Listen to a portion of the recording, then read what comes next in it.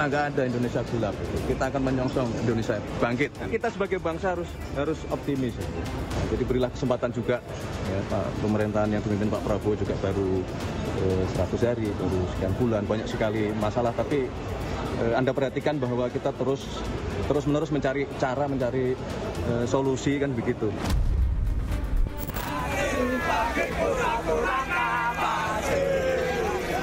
Pindah ke luar negeri itu bukanlah sesuatu yang buruk dan juga tidak mempengaruhi nasionalisme kita. Tren kabur aja dulu, kami yang pindah ke luar negeri malah diragukan nasionalismenya. Jangan, setelah masuk, kabur aja lah, jangan balik lagi. Kalau mau merantau itu bagus, mau merantau tapi ingat kalau mau merantau ke luar negeri harus punya skill, ya. Karena kalau nggak punya skill nanti nggak bisa punya pekerjaan yang baik di luar negeri. Startup mengalami kesulitan, buka pabrik dikerjain preman, urusan yang nggak jelas, biaya kebutuhan pokok makin mahal. Tentu ini menekan kaum muda.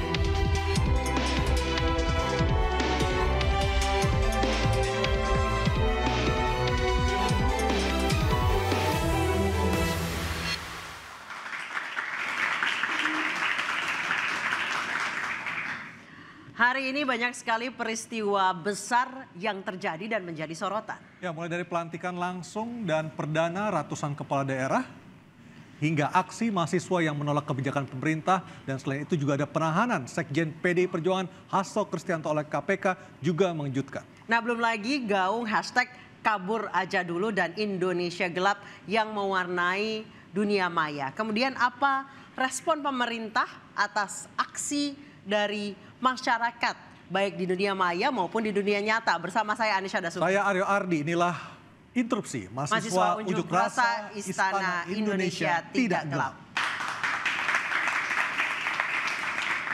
Sudah hadir bersama kami para narasumber yang telah hadir secara offline maupun online. Di sebelah kanan saya ada Hendar Samarantoko, politisi Gerindra sekaligus Ketum Lisan.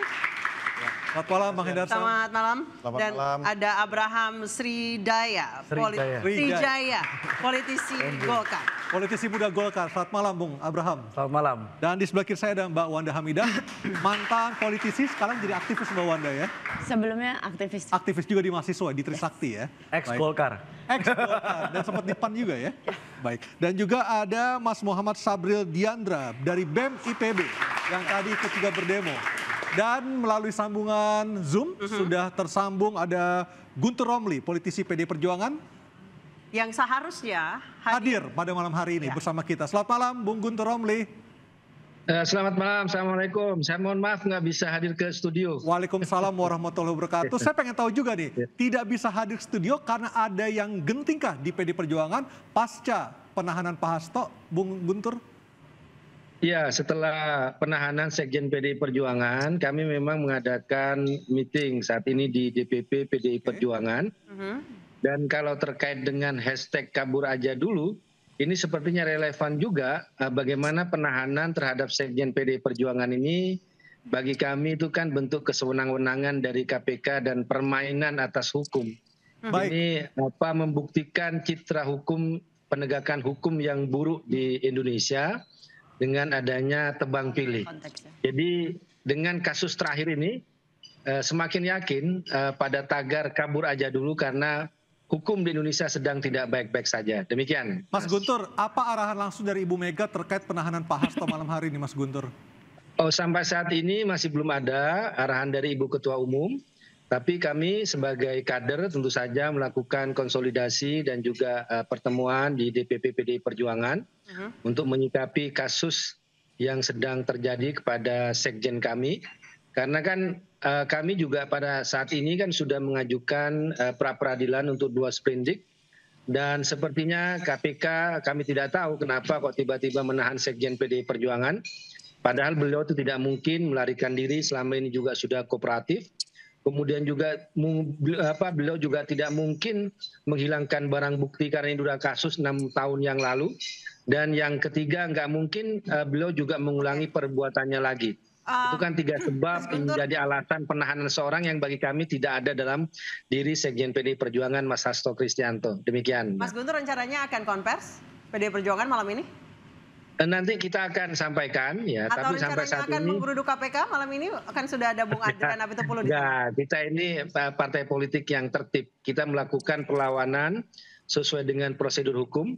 Namun kami juga membuka tentu saja perlawanan dalam bentuk yang lain.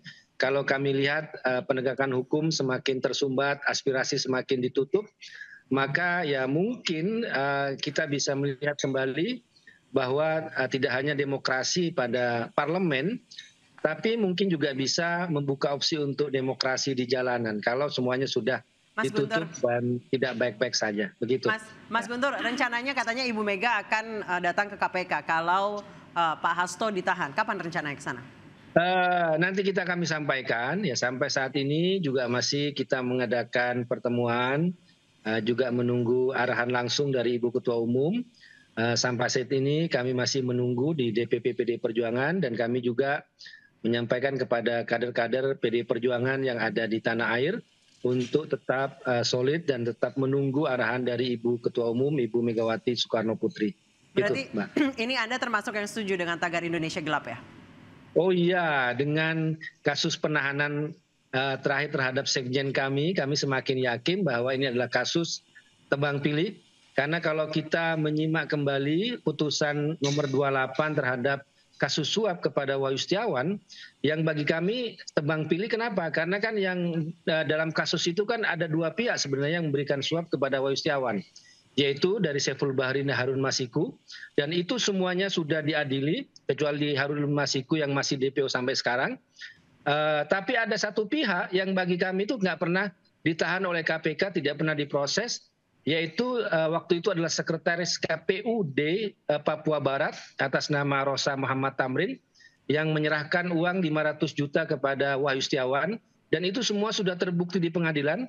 Dan menurut informasi keterangan dari Rosa Muhammad Tamrin, uang 500 juta itu dari Gubernur Papua Barat waktu itu adalah Domingus Mandacan. Tapi bagi kami kok KPK hanya memproses suap yang dari Saiful Bahri dan Harun Masiku, tapi dari Rosa Muhammad Tamrin dan menurut keterangannya juga dari Domingus Mandacan tidak pernah diproses oleh KPK. Jadi bagi kami inilah bentuk dari tebang pilih terhadap penegakan hukum. Baik, dan saya kasus ke Bung korupsi. Hendarsam. Bung Hendarsam, ini secara tidak langsung sebenarnya ada kritikan juga dari PDIP kepada pemerintah, ada tebang pilih katanya. Komentar Anda, Bung Hendarsam?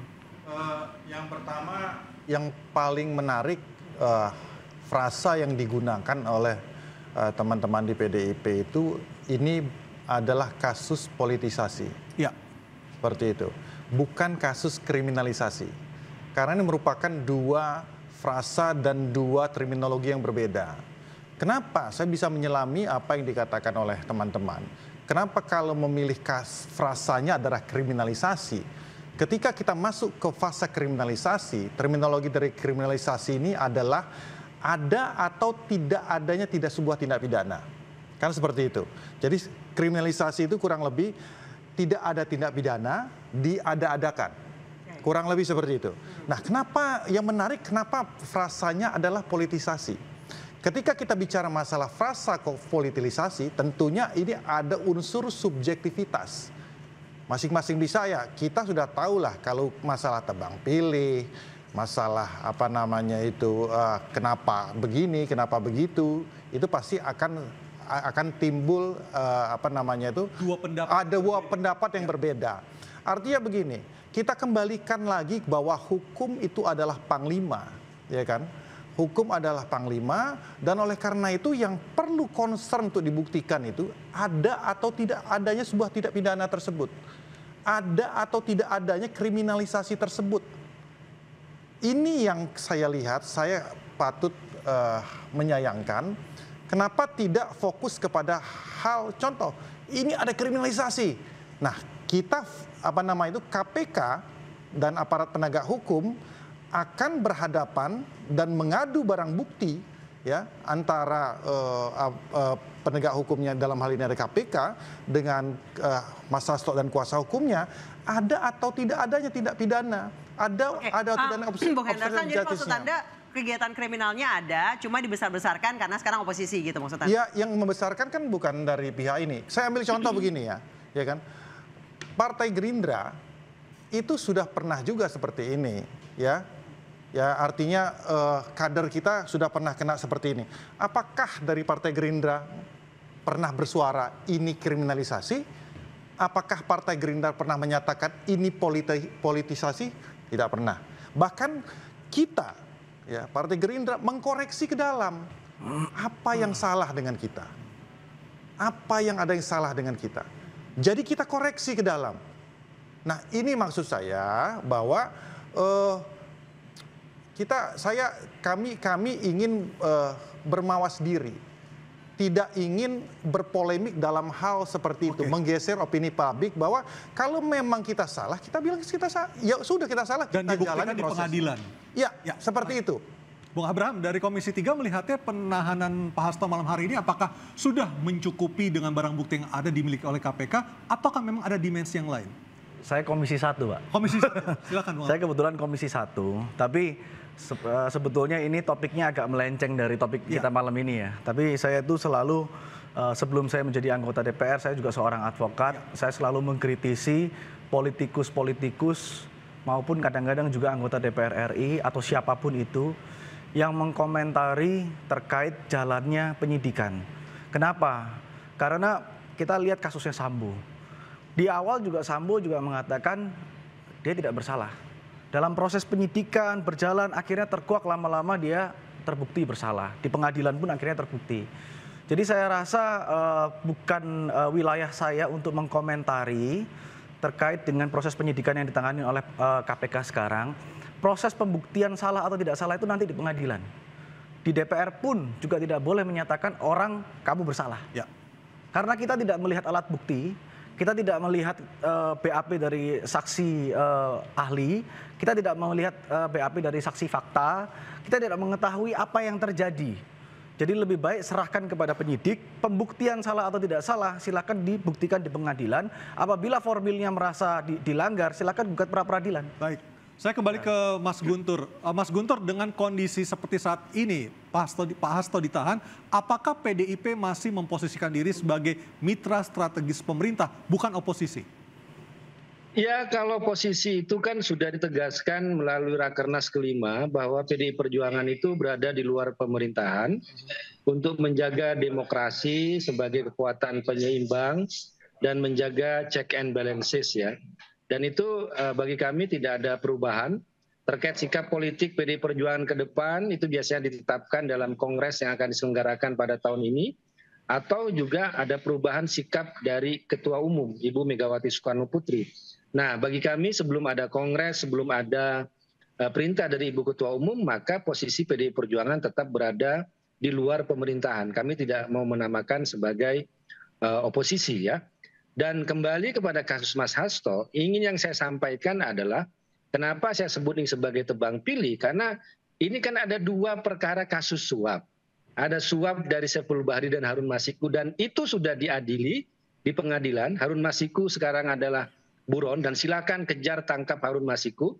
Terus suap yang kedua itu dari yang namanya Rosa Muhammad Tamrin. Pertanyaannya adalah, kenapa KPK hanya mengusut kasus suap yang dari Saiful Bahri, Harun Masiku, kemudian sekarang dikait-kaitkan dengan Sekjen PDI Perjuangan, tidak pernah memproses uang suap dari Rosa Muhammad Tamrin yang itu sudah menjadi fakta di pengadilan, sudah ada BAP-nya, sudah ada jadi putusan pengadilan. Jadi itu yang kami sebut sebagai kasus tebang pilih. Saya ke Mbak Wanda. Mbak Wanda, Anda melihatnya ini ada politisasi sebagai aktivis? Kalau saya nggak mau ngomong Harun Masiku, saya nggak mau ngomong Hasto. Saya mau apresiasi adik-adik kita yang sudah hadir dan berjuang pada hari ini. Daripada ikut demo juga ya di Patung Kuda. Hidup mahasiswa, hebat. Mahasiswa.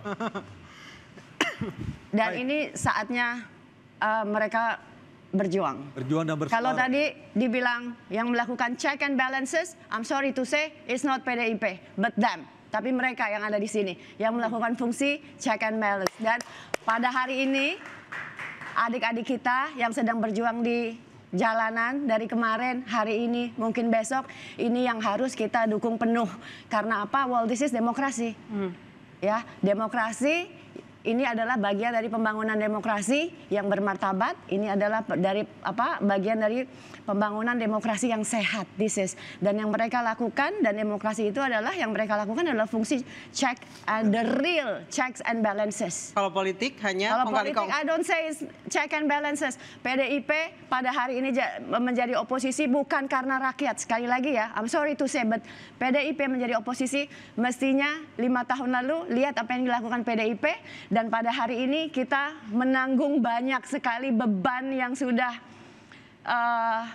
diakibatkan oleh pemerintahan 5 tahun lalu, pemerintahan Jokowi. Kalau Anda lihat semua, it all make sense. Semua yang adik-adik mahasiswa perjuangkan dari kemarin, diantaranya adili Jokowi, that's true. Ya, nggak cuma adili Jokowi, tapi juga 5 tahun lalu Undang-Undang Minerba pertama kali dibuat di kapan? 5 tahun lalu pemerintahan Jokowi. Dan ITE pertama kali yang menerambas kriminalisasi aktivis-aktivis itu ada di mana? 5 tahun lalu semua dibikin oleh Jokowi. Jadi make sense kalau Jokowi diadili. Jadi saya percaya sama mahasiswa yang melakukan fungsi and check balances. Oke, kita berikan aplaus buat mahasiswa kembali. Baik, kami akan membahas terkait demonstrasi yang dilakukan oleh adik-adik mahasiswa, salah satunya yang ada di studio pada malam hari ini. Usai jeda tetap diinterupsi.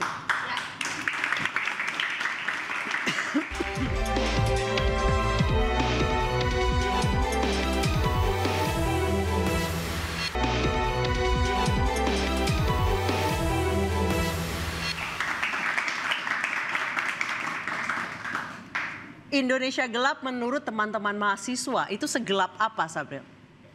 Dari kami sendiri melihat bahwasannya segelap apa Indonesia itu, lihat dari berbagai macam akumulasi, dari berbagai macam problematika dan kebijakan yang kami rasa ini tidak benar-benar berpihak kepada rakyat. Kebijakan itu saat pemerintah sekarang atau pemerintah sebelumnya? Ini merupakan bentuk akumulasi dari pemerintahan sebelumnya yang mungkin ini menjadi suatu dampak yang menjadi bom waktu. Bom waktu ini yang mungkin suatu saat, bukan hanya saat ini, tapi untuk saat ke depan, beberapa tahun ke depan, ini bisa menjadi bencana bagi seluruh rakyat Indonesia. Oleh karena itu, dari saya sendiri dan teman-teman mahasiswa, itu menganggap Indonesia gelap merupakan salah satu tagar dan juga kabur aja dulu. Itu merupakan salah satu hal yang sangat relevan dan juga menjadi bukti bahwasannya mahasiswa, elemen masyarakat sipil dan juga pemuda itu merasa resah, kacau. Mereka tidak bisa memikirkan kehidupan yang layak di negeri ini. Makanya karena itu kami hadir sebagai bentuk dari social control dan juga elemen perubahan yang menjadikan bahwasannya representasi masyarakat, mahasiswa itu ada gitu. Terbukti kami hari ini turun ke jalan untuk memberikan suara kami dalam bentuk keresahan kami yang selama ini kami pendam. Selama ini kami bergerak dengan berbagai macam cara melalui audiensi, advokasi dan juga berbagai macam cara ini yang kami lakukan sampai kami menerbitkan suatu kajian. Kajian ini adalah berbentuk bahwasanya kami bergerak berdasarkan nalar intelektual, berdasarkan sosial moral yang selalu selama ini kita dukung dan selama ini kita jaga gitu dari kepentingan manapun. Apa ringkasan dari kajian itu, Sabril? Oke, dari kajian ini kita merumuskan berbagai macam kebijakan dan poin tuntutan yang mungkin beberapa hari lalu itu sudah banyak didapatkan oleh berbagai macam media. 13 tuntutan itu termasuk di demo yang pertama ya? Ya, termasuk demo yang pertama. Termasuk dari 13 itu salah satu yang kami lihat highlight benar adalah tentang efisiensi anggaran, terutama ke sektor pendidikan. Selain dari situ kami melihat bahwasannya adanya yang sekarang udah menjadi Undang-Undang Minerba, itu bisa menjadi salah satu indikasi kalau dari teman-teman elemen masyarakat sipil dan mahasiswa tidak mengontrol itu bisa jadi suatu pelemahan bagi perguruan tinggi. Untuk pendidikan, bukankah sudah ada bantahan ataupun pelurusan statement dari Menkyu yang mengatakan tidak akan mengganggu operasional dana pendidikan? Bukankah sudah ada statement seperti itu? Oke, dari kami merasa berdasarkan statement itu tidak cukup. Karena menurut kami statement itu hanya pernyataan kebijakan dan yang kami butuhkan adalah suatu legal standing, aturan hukum dan juga hitam di atas putih yang harus mengikat dan tidak ada hal-hal yang ditunggangi. Sabril, saya sering lihat keresahan anak muda itu tergambar lewat meme ya di medsos. Berarti ini sekarang ditumpahkan ke jalan. Ya, benar. Boleh kasih contoh yang paling konkret? Apakah itu soal pekerjaan sekarang yang makin sulit? Masa depan yang sudah tidak tergambar lagi di benak kalian untuk hidup di Indonesia? Ya, contohnya kami melihat bahwasannya angka pengangguran itu semakin tiap tahun itu semakin bertambah dan angka persentasenya semakin meninggi teman-teman. Yang ini mengakibatkan bahwasannya kekhawatiran dari elemen mahasiswa, elemen pemuda, dan gerakan masyarakat sipil itu merasa resah gitu. Seperti apa saya yang saat ini lagi berdiri di podium ini dan berbicara ini 2 tahun, 3 tahun ke depan akan lulus. Dan setelah ini saya akan kemana? Apakah saya memiliki kenyamanan dan juga suatu lapangan kerja yang saya butuhkan dan saya dapatkan? Itu saja dari saya sendiri dan teman-teman mahasiswa itu masih meragukan gitu. Seperti apa peran dan juga tekanan dari pemerintah itu bisa mendapatkan bahwasannya angka pengangguran itu bisa ditekan dan juga pertumbuhan terhadap ekonomi dan juga kesejahteraan masyarakat itu bisa terpenuhi. Mas Abam, ketika mahasiswanya sudah tidak yakin, gimana mau bisa dapat Indonesia Emas? Ya, jadi ini menarik. Tadinya saya mau bahas kabur aja dulu, tapi saya mau bahas Indonesia gelap karena ini tadi dibahas. Mungkin nanti saya juga ingin tahu dari Mas Sabril, apa itu terkait aja sebenarnya Indonesia gelap sama kabur aja, itu kayak implikasi. Ini sebetulnya 2 hal yang berbeda. Jadi saya jelaskan ya. Hashtag kabur aja dulu ini menurut saya adalah reaksi spontan atau emosional dari pemuda kita. Dan kebanyakan yang saya lihat itu dari diaspora. Saya ini, dapil saya adalah diaspora. Saya dapil luar negeri. Jadi saya mengetahui betul permasalahan yang ada di luar negeri. Di diaspora tersebut. Di luar negeri memang realitanya nyari kerja di sana atau investasi bekerja di sana lebih enak. Kenapa kok lebih enak? Dia lebih terjamin. Ya kan? Tidak ada jatah preman, tidak ada jatah ormas, dan lain-lain. Pertanyaannya, apakah mudah kerja di luar negeri? Saya kasih contoh di Amerika. Untuk bekerja harus punya green card. Amerika memulangkan imigran gelapnya karena warga negara Amerika tidak mendapatkan pekerjaan karena diisi oleh imigran gelap yang mereka mendapatkan lower salary. Di China itu mereka punya work ethic jauh lebih keras daripada Indonesia. Saya ketemu sama pengusaha China, dia bilang ke saya, "Pak, kami itu pekerja kami jam 12 istirahat, itu makan 15 menit, makanan ditaruh, dia kerja lagi. Orang Indonesia jam 12 dia turun dulu, makan, ngopi, ngerokok, ngomong-ngomong baru naik. Jadi efisiensinya nggak bagus. Sedangkan kalau misalnya mereka mendapatkan potongan gaji, mereka demo. Jadi dengan harga salary yang sama, mereka memilih warga negara China. Kita nggak usah ngomong China dengan Amerika, kita ngomong yang terdekat. Malaysia, Hong Kong, Taiwan. Saya ini sudah berangkat ke Malaysia, ke daerah ladang-ladang. Teman-teman harus tahu, kondisi PMI kita warga negara Indonesia yang kerja di sana, itu sangat mengenaskan. Mereka tidak diakui oleh pemerintah Indonesia, tidak diakui oleh pemerintah Malaysia, karena mereka sudah turun-temurun lahir di sana. Jadi orang tuanya ilegal, mereka melahirkan anak yang ilegal juga. Akhirnya kedua belah negara tidak mau mengakui. Mereka tidak mendapatkan jaminan kesehatan. Kalau meninggal di ladang, dikubur di ladang. Nah pertanyaan saya, apakah kabur aja dulu itu jelek? Tidak selalu. Kabur aja dulu, kita Indonesia ini melegalisasi loh. Warga negara Indonesia untuk pergi ke luar negeri. Itu kan untuk yang unskilled. Kalau skilled? Contohnya, ya, kalau yang skilled gak ada masalah. Di China itu Bu, ya di China itu mereka hari ini kita mikir besok sudah ada. Kalau misalnya kita mau punya pekerja yang skilled untuk bersaing di luar negeri, tentunya itu justru mengharumkan nama Indonesia. Dan saya yakin orang tersebut akan kembali ke Indonesia. Kenapa? Permasalahan di Amerika, diasporanya, kenapa mereka tidak mau melepaskan warga negara Indonesia? Begitu mereka melepaskan warga negara di Indonesia, hak waris atas tanah dan bangunan di Indonesia hilang. Itu otomatis. Jadi mereka tidak mungkin melepaskan kewarganegaraannya. Jadi menurut saya ini hanyalah reaksi spontan. Justru Indonesia pemerintah kita ini mensupport. Buktinya apa? Buktinya adalah Kementerian Pekerja Migran. Baik, saya akan ke Mas Ainun Najib, salah satu diaspora kita yang berhasil yang saat ini kerja di Singapura sejak 22 tahun yang lalu di bidang IT. Halo Mas Ainun Najib. Assalamualaikum. Waalaikumsalam warahmatullahi wabarakatuh. Mas Ainun, Anda melihat fenomena ataupun tagar kabur aja dulu ini dari sisi Anda sebagai pengalaman puluhan tahun di Singapura, melihatnya seperti apa Mas Ainun? Ya, mungkin pertama kali saya mau ceritakan sejarahnya tagar ini ya. Karena kebetulan tagar ini bermula dari teman-teman saya, 4 orang diaspora teknologi. Yang ada di Singapura? Itu alumni. Nah, ini satu itu dari Amerika Serikat, kerja di Facebook Meta, satu di Belanda, satu di Estonia, satu lagi juga pernah di Amerika Serikat gitu.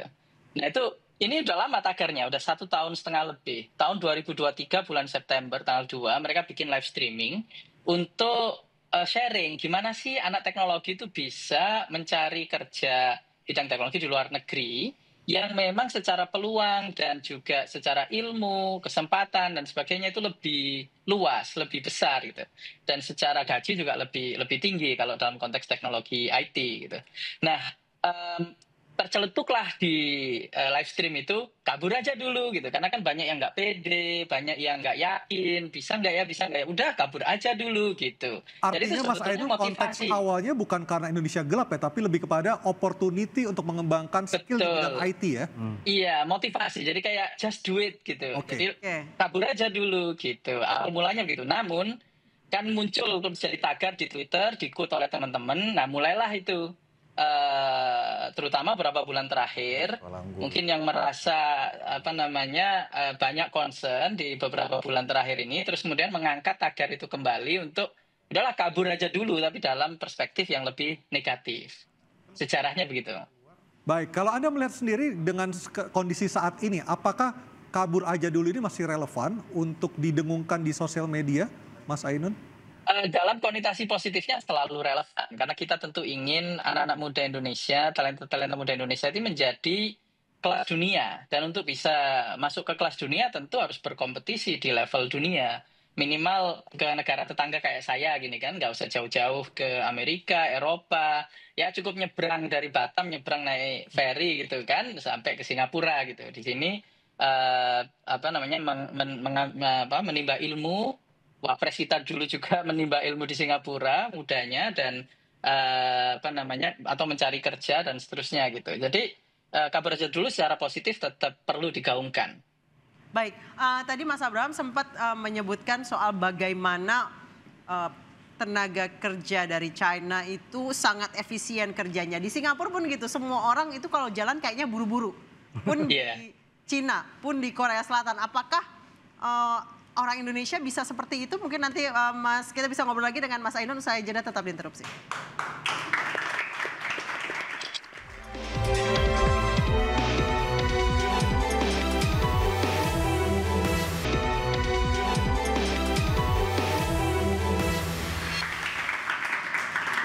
Saya ke Bang Hendarsam. Bang Hendarsam, apa sebenarnya yang sudah dilakukan oleh pemerintah terkait pembenahan pendidikan di Republik ini terkait dengan apa yang disuarakan oleh mahasiswa dalam 2 hari terakhir ini? Saya menyambung apa yang dikatakan oleh Adinda Abraham tadi, bahwa ada hal yang lebih bersifat fundamental terkait dengan masalah pendidikan. Kalau kita mau melihat, ya, di Harvard University itu 37% itu diisi oleh orang Asia. Tapi orang Asia itu siapa? India dan China. Indonesia cuma berapa satu angkatan? Paling banyak 3 orang.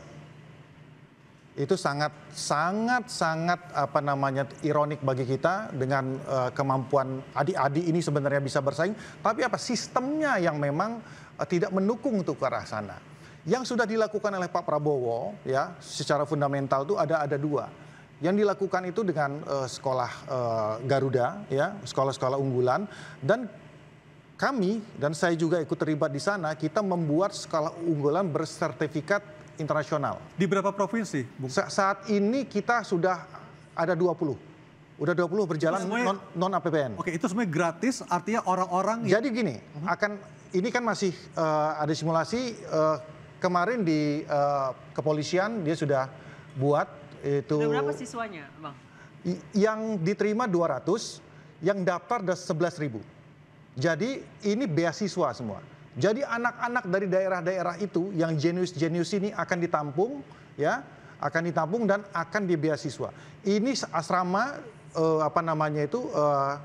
seluas paling tidak 15-20 hektar, semua lengkap. Ini ada backgroundnya. Ada backgroundnya, Pak Prabowo itu adalah orang yang sekolah di luar negeri, ya, dan beliau masuk ke salah satu sekolah terbaik di dunia. Jadi mindsetnya itu dia sudah tahu bahwa Kalau sekolah cuman 2.000 meter, 3.000 meter nggak akan selesai ini bangsa. Kita harus punya perpustakaan yang bagus. Kita harus punya lapangan sepak bola. Kita harus punya ini yang bagus. Dan itu yang beliau angan-angankan selama ini. Dan itu kita implementasikan.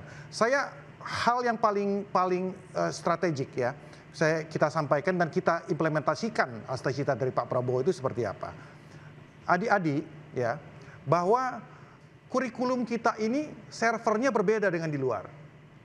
Saya bisa katakan kalau di luar itu ada IB, International Baccalaureate, dan Cambridge. Itu dia. IB itu diakui di 2147 universitas dunia.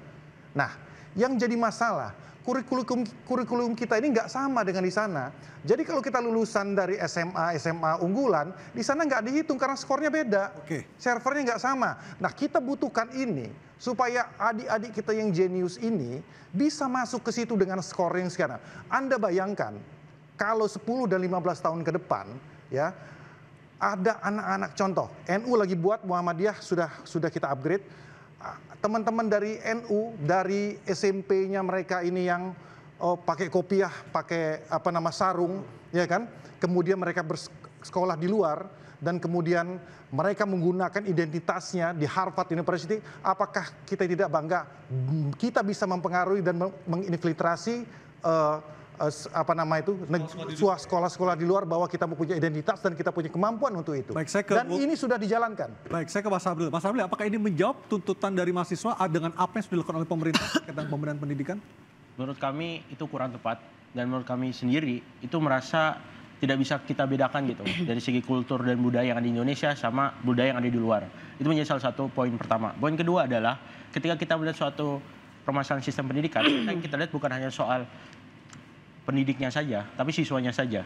Tapi semua komponen dari segi itu, mulai dari infrastruktur. Kita lihat sendiri masih ada masyarakat kita, siswa-siswi kita yang pergi ke sekolah saja, dia harus berjalan kaki sekitar 15 kilo, 20 kilo untuk melewati bukit, gunung, dan Jadi menurut Anda ini ketinggian? Nah, iya. Itu aja dulu. Enggak. Kita ini yang kadang-kadang disinformasi. Harus dibedakan, ya kan? Ada sekolah unggulan. Kenapa Pak Prabowo mengefisiensi ya anggaran tersebut? Karena dia ingin bangun sekolah-sekolah yang seperti dikatakan oleh Adinda kita tadi ini. Sekolah-sekolah ini akan diperbaiki, ya kan? Akan di-upgrade, fasilitasnya diperbaiki. Jadi ada dua hal yang berbeda. Ada sekolah unggulan yang memang anak-anak jenius ini nanti akan bersekolah di luar, ya kan? Kemudian dia akan kembali ke Indonesia untuk membangun Indonesia. Dan memang kita membutuhkan 99% anak-anak yang memang kemampuannya kurang, ya kan, aksesnya kurang, ya kan, tapi dia harus bisa bersekolah dengan baik. Inilah efisiensi daripada anggaran dan reformasi anggaran tersebut. Baik, silakan lanjutkan. Aku pengen menengahi nih sebentar ya, gitu. Aku pengen menengahi. Pertama gini, ini adalah kan aksi-aksi ini sebetulnya yang tadi Adinda bilang ya, akumulasi, nggak cuma 100 hari pemerintahan Prabowo, tapi dari sebelumnya. Iya. Oke. Jadi saya merasa bahwa dan tuntutan mereka tepat gitu, bahwa ada efisiensi penganggaran yang tidak tepat, yaitu di bidang pendidikan. Padahal masih banyak efisiensi yang bisa dilakukan. Menkyu mengatakan tidak akan menyentuh untuk porsi pendidikan. Betul, oke. Maksud saya gini, saya mau flashback sedikit. Kenapa kita sekarang sebetulnya perlu pengetatan anggaran? Karena hutang Indonesia udah terlalu banyak dan kita wajib bayar cicilan. Karena apa? 5 tahun lalu proyek mercusuar IKN yang sampai sekarang tidak jelas nasibnya. Kemudian puluhan lapangan terbang yang proyek-proyek yang jadi bancakan para pengusaha dan para politisi. Maksudnya sekarang harganya harus kita bayar sekarang nih di 100 hari pemerintahan Prabowo. Tapi gini, coba kita lihat antara janji Prabowo, pemerintahan Prabowo Gibran dan kenyataan yang ada sekarang gitu. Jadi kalau kita ngomong pengetatan anggaran, maksud saya coba dilihat jangan sampai di bidang pendidikan gitu, karena pengetatan anggaran, saya pernah duduk di DPRD DKI, Anda bisa pengetatan anggaran APBD itu 40%, ATK alat tulis kantor yang come on gitu, stop pembangunan mercusuar. Tolong juga pejabat-pejabat gini, rakyat lagi susah, kalian juga nggak usah lah pakai patwal-patwal lah ya, bapak-bapak yang terhormat. Jakarta udah macet, nggak usah lah pamer-pamer first class atau private jet, ya kan? Gitu. Jadi sensitif juga sama keresahan rakyat yang hari ini mereka rasakan bahwa dengan pengetatan anggaran mereka takut mereka nggak bisa sekolah lagi, mereka takut jadi pengangguran gitu. Jadi kasih mereka kebijakan supaya ada harapan gitu. Nah, yang kebijakan yang mereka lihat kan membuat mereka nggak ada harapan, makanya hari ini mereka turun ke jalan. Coba cari kebijakan yang ada harapan, tapi tolong kalau mereka diketatkan anggarannya, tadi sampai saya bilang bahwa IPB lampunya dimatiin, ya bapak-bapak dan kira-kira ya contoh-contoh inilah, contoh kecil. Kalau bisa DPR tunjangannya juga dikurangin lah gitu, sama-sama ngerasa ya kalau memang kita lagi di posisi sulit. Dan ya udah jangan stop proyek mercusuar dan jangan dibancak-bancak lagi, udah nggak usah gitu. Baik. Ya, boleh saya jawab? Silakan. Karena ini saya tadi tergelitik karena ini bicara terkait dengan efisiensi anggaran, itu ranah kami. Dan nanti saya minta dari siapa, Bang Sabril ya. Untuk utarakan apa tuntutan dari Indonesia Gelap ini. Utarakan 13 tuntutan itu. Ya, utarakan semua. Saya sebagai anggota fraksi DPR RI fraksi Golkar dan kebetulan saya juga di Badan Legislasi. Saya akan mencoba untuk menjelaskan karena menurut saya melihat ada narasi yang tidak tersampaikan. Ini yang saya lihat. Nah, yang pertama yang ingin saya sampaikan terkait dengan efisiensi anggaran. Kami di Komisi 1 juga melakukan efisiensi anggaran di semua kementerian maupun lembaga yang lain. Baik. Nah, untuk anggota DPR sendiri gimana, Mas? Apakah ada pemotongan anggaran? Terjadi ada pemotongan. Ada pemotongan untuk di DPR RI kalau tidak salah 1,3 triliun. Tapi kalau malam-malam lift nggak mati kan? Apa? Oke, baik, kita akan kembali usai jeda.